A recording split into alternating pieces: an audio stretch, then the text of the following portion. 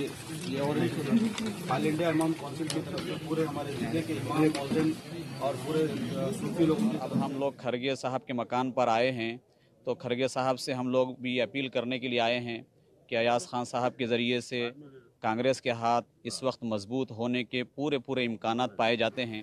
People of India in the Lok Sabha कि अयाज खान साहब के जो काम है, फलाही काम, बहबूदी काम, आप बहुत ही समाज में काम कर चुके हैं। इसलिए पूरे बीदर डिस्ट्रिक्ट से, यानी पूरे कॉन्स्टिट्यूंसी बीदर से यहाँ पर पब्लिक आई है। उनके representation of the minorities in the Lok Sabha is very very essential in order to सब नौजवान का तबका है कि अयाज खान साहब को टिकट मिले, क्योंकि मुस्लिम माइनॉरिटी के लिए अयाज खान साहब बहुत बेस्ट है। सभी लोगों का ये मुतालिबा है कि अयाज खान साहब को जो है कांग्रेस का जो है पार्लिमानी टिकट दिया जाए, और कांग्रेस वालों से हमारा ये मुतालिबा है। कांग्रेस चूँकि सेकुलर पार्टी है, इसलिए हमेशा जो है हम कांग्रेस के साथ रहे।